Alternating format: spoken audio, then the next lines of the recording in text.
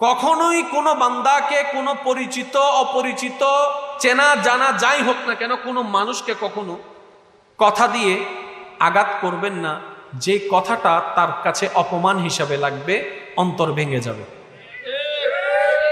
কারণ আপনি আমি যাকে আমার আপনার পরিচিত মানুষ মনে করছি, যাকে আপনি আমি ছোট মানুষ হিসেবে কষ্ট দিচ্ছি, সে যদি রবের বান্দা, প্রিয় বান্দা হয়ে যায়, তাহলে আমাদের আমলনামার মধ্যে কিন্তু ক্যান্সেল চলে আসবে। কথা বলেন ঠিক কিনা? হাঁটতে বসতে, যাইতে আসতে, চেনা হোক অচেনা হোক, কোনো মানুষকে আঘাত দিয়ে কথা বলা যাবে না, ইনসাল্ট করে কথা বলা যাবে না, অপমান করে কথা বলা যাবে না, অসম্মান করে কথা বলা যাবে না। আল্লাহ আমাদের সবাইকে আমল করার তৌফিক দান করুন। এবার শুনেন, এতগুলা মানুষের ভিতরে আপনি আমি চেহারার দিকে চিনি, নামের দিকে চিনি, এমনে চিনি অমনে চিনি, কেউ পরিচিত কেউ অপরিচিত। এবার পরিচিত কারো সম্পর্কে যদি জিজ্ঞেস করি, ভাই উনি কে, আপনি বলবেন এটা আমার চাচা, আমার জেঠা, আমার কাকা, আমার মামা, আমার ভাই। কথা বলেন। আবার অপরিচিত যদি কেউ আপনি জিজ্ঞেস করবেন, ভাই আপনার নাম কি, বাড়ি কোথায়, তারপর পরিচিত হওয়া যায়। এবার আমি যদি প্রশ্ন করি, কিংবা আপনি যদি আমাকে প্রশ্ন করেন, ভাই যে এতগুলা বান্দার ভিতরে আল্লাহর কোনো বন্ধু আছে কিনা আপনি আমাকে দেখান, আমিও পারবো না, আপনিও পারবেন না। তো আমরা যাদেরকে পরিচিত মনে করছি, জাস্ট একটু পরিচিত, বাস বন্ধু, আমাদের ভাই, আমাদের চাচা, এখানের ভিতরে কে আল্লাহর বন্ধু হয়ে বসে আছে আমরা তো জানি না। মনে রাখবেন, আপনার বন্ধুকে আঘাত করলে যেরকম আপনি প্রতিশোধ নিবেন, আমার বন্ধুকে আঘাত করলে যেমন আমার কষ্ট লাগবে, রবের বন্ধুকে আঘাত করলে রবেরও কষ্ট লাগে। সুবহানাল্লাহ। মান আদালি ওয়ালিয়ান, এমনি আসে নাই, মান আদালি ওয়ালিয়ান। এবার আসুন, একজন আল্লাহ ওয়ালা রাস্তা দিয়ে হেঁটে যাচ্ছেন, বৃষ্টির সময় ছিল, কাদাযুক্ত মাটি ছিল, রাস্তা ছিল কাদা। তো আল্লাহ ওয়ালা প্রেমিক, আল্লাহর প্রেমিক, আল্লাহর ধ্যানে মগ্ন, চলতেই আছে, জিকির করতেই আছে। সুবহানাল্লাহ। তো পথ চলতে চলতে ও পাশ থেকে আসা দুইজন মানুষকে ওনার নজরে পড়ে নাই, ধাক্কা লেগেছে অসতর্কতা বশত। ওখানে একজন মাটিতে পড়ে গেছে। ওই আল্লাহ ওয়ালা, আল্লাহর প্রেমিক সাথে সাথে হাত জোর করে ক্ষমা চাইলেন, বাবা আমি তো দেখি নাই, আমাকে মাফ করে দিও। আল্লাহর ওয়ালা যারা, আল্লাহর প্রেমিক যারা, তাদের চরিত্রটা এমনই হয়। আর একটু জোরে বলেন না।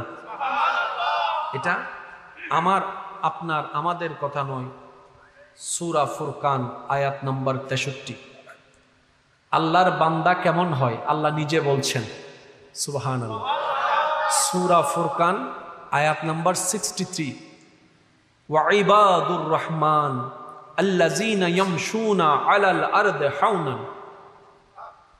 রব বলে সবাই আমার বান্দার দাবিদার, কিন্তু মনে রেখো সবাই আমার বান্দা নয়। ইয়া রব, কারা তোমার বান্দা, তাদের গুণ কি?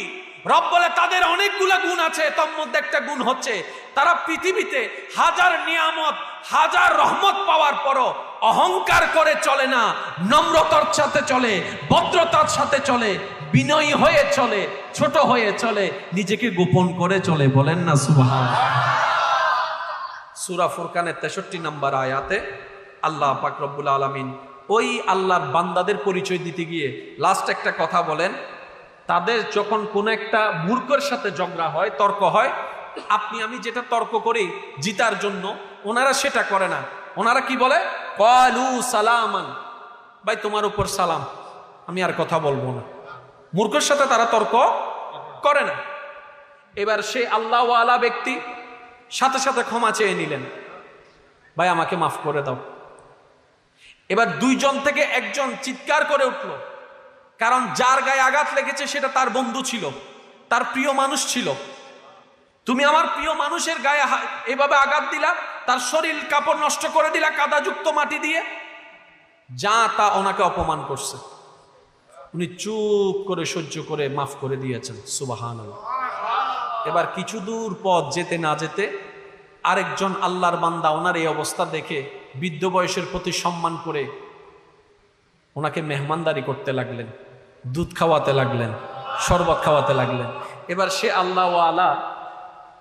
আল্লাহওয়ালা ব্যক্তি হাত তুলে বলে, মওলা কিছুক্ষণ আগে মায়েরও খাওয়াইলা, এখন আবার দুধও খাওয়াচ্ছ। যদি আমি বুঝাতে পারতাম কথাটা, মওলা কিছুক্ষণ আগে তুমি মায়েরও খাওয়াইলা, অপমানও করাইলা, এখন তুমি আবার দুধও খাওয়াচ্ছ, শরবতও খাওয়াচ্ছ, মেহমানদারিও করাচ্ছ। এই মেহমানদারি নিতে নিতে ওইদিকে যেই মানুষটা ওনাকে আঘাত করেছে, খবর এসেছে ওই মানুষটা মারা গিয়েছে। এবার সবাই যারা ঘটনার সাক্ষী ছিল সবাই দৌড়ে আসলো ওনার কাছে। ও মুরব্বী, ও ছোট বাচ্চা না হয় ভুল করেছে, আপনি বদদুয়া দিলেন কেন? বলে যে আমি তো কোনো বদদুয়া দিই নাই, আমি তো উল্টা দোয়া করেছি তার জন্য। কারণ আমার রব বদদুয়া দেওয়া শিখাই নাই, দোয়া করতে শিখিয়েছেন আমার নবী রাহমাতুল লিল আলামিনের মাধ্যমে। সুবহান। আমরা বদদুয়া দেওয়ার পক্ষে না, আমরা দোয়া দেওয়ার পক্ষে। তো মারা গেল কেমনে? কেন, কি হয়েছে? বলে যে আপনার ওই ঘটনা শেষ হওয়ার পরে সে তার বন্ধুকে নিয়ে ছাদে উঠলো, ছাদের মধ্যে উঠার সময় পিছলাকে পড়ে ঘাটটা ভেঙে গিয়েছে, স্পট ডেথ হয়েছে। ঘটনা যেহেতু আপনার সাথে ঘটেছে, বদদুয়াটা নিশ্চয় আপনার থেকেই লেগেছে, সেজন্য আসলাম আপনার কাছে। এবার সে আল্লাহওয়ালা ব্যক্তি যে কথাটা বলছে, একটু মনের কান দিয়ে শুনেন, আল্লাহর ওয়াস্তে একটু মনের কান। বলে যে আমি কোনো বদদুয়া দিই নাই, বিশ্বাস করেন আপনারা, আমি অন্তর থেকে কোনো খারাপই রাখি নাই, কোনো আঘাত রাখি নাই, আমি মাফ করে দিয়েছি।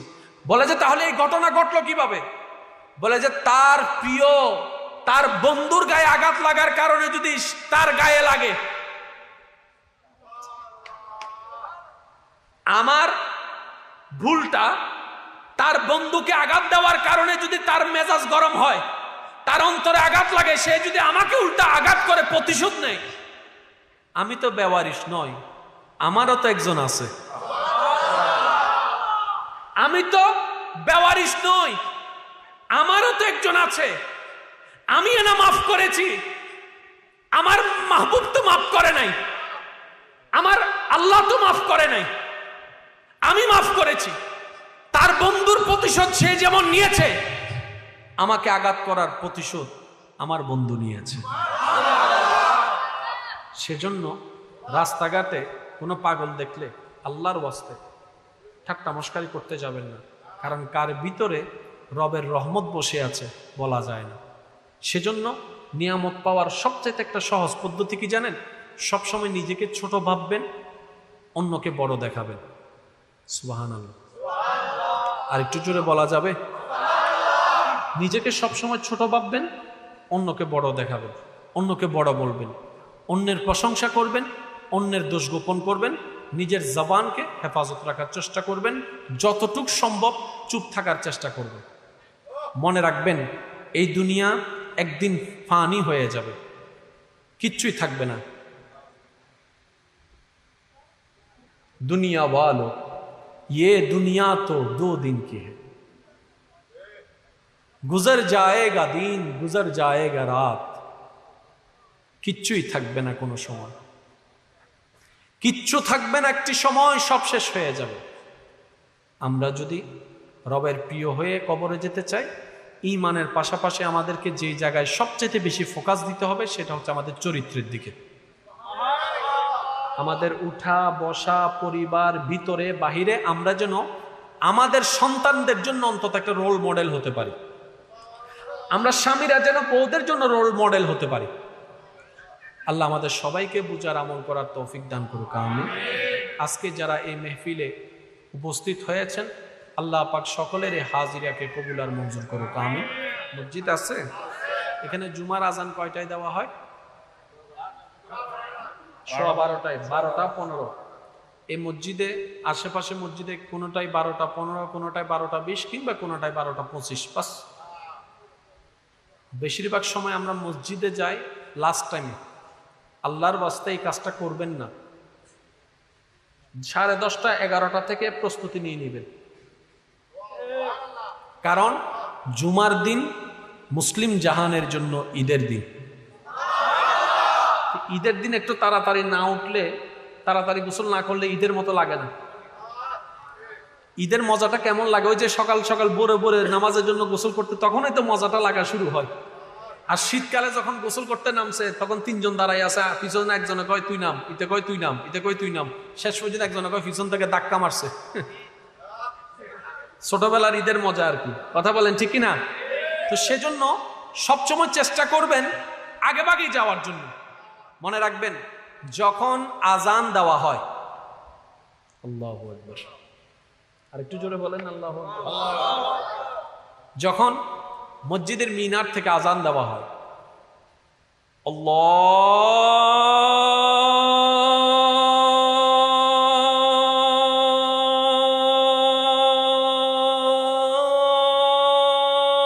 আল্লাহু আকবার, আল্লাহু আকবার। নবী রাহমাতুল লিল আলামিন বলছেন, ওই যেখানে আজান দেওয়া হয়, ওই আজান যে মসজিদ থেকে যায়, ওই মসজিদের জন্য ওই এলাকার আশেপাশে যত রহমত বরাদ্দ হয় আল্লাহ তাআলা ওই মসজিদের মধ্যে নিয়ে আসেন। সেজন্য ইসলামে যদিও একাকী নামাজ পড়লে নামাজ হয়ে যায়, তারপরে ইসলাম বারবার আমাদেরকে তাগিদ দিয়েছেন জামাতে নামাজ পড়ো, মসজিদে এসে নামাজ পড়ো। ইয়া রাসূলুল্লাহ কেন? বলে যে সওয়াবে সওয়াব, দ্বিগুণ সওয়াব।